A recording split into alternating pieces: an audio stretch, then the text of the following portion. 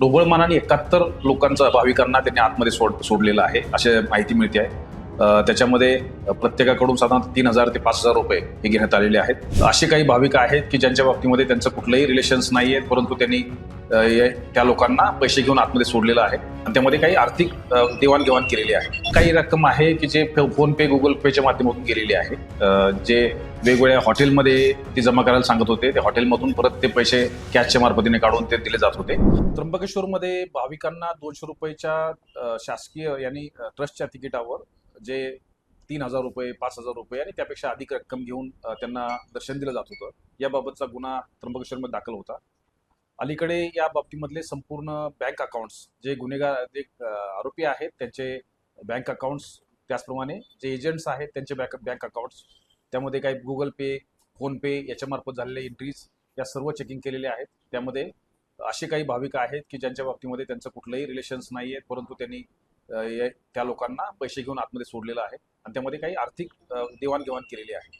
ही संपूर्ण आर्थिक देवाणघेवाण या बाबतीमध्ये समोर आलेली आहे आणि त्या विशेष तपास पथक यामध्ये काम करत आहे. EOWचे अधिकारी, सायबर सेलचे अधिकारी आणि त्र्यंबकेश्वरचे अधिकारी याच्यामध्ये वेगवेगळ्या पैलूवर अभ्यास करत आहेत आणि जो आर्थिक देवाणघेवाणीचा प्रकार आहे ज्याच्यामध्ये खात्यामध्ये पैसे घेतलेले आहेत याबाबत संपूर्ण चौकशी ही सध्या सुरू आहे. आणि निश्चितपणे त्यांनी या दरम्यानच्या कालावधीमध्ये फक्त 4 दिवसाच्या ट्रान्झॅक्शनमध्ये काही गोष्टी समोर आलेल्या आहेत. आणखी जेव्हापासून ट्रस्टी म्हणून त्याची नेमणूक झालेली आहे तेव्हापासून अलीकडच्या काळापर्यंत जे ट्रान्झॅक्शन झालेले आहेत याच्याबाबत सुद्धा तपासामध्ये सध्या शोध सुरू आहे. स्वरूपाची माहिती आहे, कोणाच्या उपस्थितीमध्ये ती एसआयटी नेमलेली आहेत आणि तपासाच्या ज्या कक्षा आहेत त्या कशा आपण या तपासामध्ये काही आर्थिक पैलू असल्यामुळे या बाबतीमध्ये EOWचे अधिकारी सुद्धा काम करत आहेत. काही ट्रान्झॅक्शन्स जे आहेत ते स्पष्ट व्हावेत, काही फोन कॉल्स याची स्पष्टता यावी या दृष्टिकोनातून सायबर सेलचे अधिकारी सुद्धा काम करत आहेत आणि त्र्यंबकेश्वरचे प्रभारी अधिकारी श्री कुलकर्णी यांच्या अध्यक्षतेखाली ही SIT आहे. सातत्याने ही टीम काम करते आहे. त्याच्यावर देखरेख ॲडिशनल SP नाशिक हे करत आहे. तर इथे 4 दिवसाचं ट्रान्झॅक्शन झालेलं म्हणतात, नेमकं किती पैसे आले आहेत त्यामध्ये आणि काय नेमकं? साधारणतः 4 दिवसामध्ये ढोबळ मानाने 71 लोकांचा भाविकांना त्यांनी आतमध्ये सोडलेलं आहे अशी माहिती मिळते आहे. त्याच्यामध्ये प्रत्येकाकडून साधारण 3,000 ते 5,000 रुपये हे घेण्यात आलेले आहेत. ही फक्त 4 दिवसाचं ट्रान्झॅक्शन आहे, परंतु पूर्ण पिरियडमधलं ट्रान्झॅक्शन काढण्याचं काम सध्या सुरू आहे आणि निश्चितपणे याच्यामध्ये मोठ्या प्रमाणात ट्रान्झॅक्शन समोर येतील. आणि सर 1,13,00,000 रुपये जे त्यांच्याकडे सापडलेले ते नेमकं कुठे सापडले आणि कसे सापडले? बँक अकाउंटवर काही रक्कम आहे की जे फोन पे, गुगल पेच्या माध्यमातून गेलेली आहे.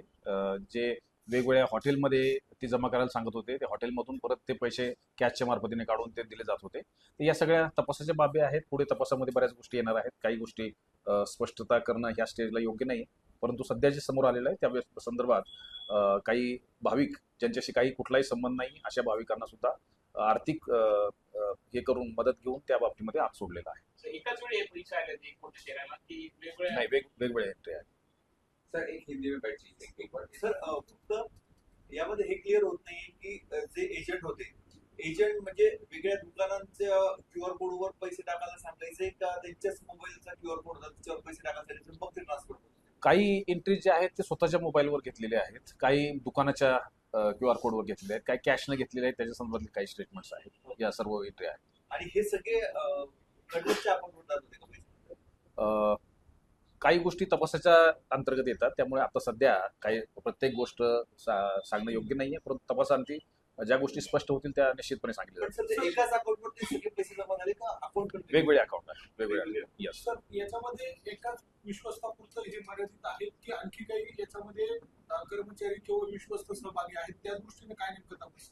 याच्यामध्ये सध्या तर एकच विश्वस्तांचं इन्व्हॉल्वमेंट दिसते आहे, परंतु भविष्यात याच्यामधले सगळे पैलूच तपासले जाणार आहेत. आणखी काही लोकांचा सहभाग आहे का हा सुद्धा समोर येईल.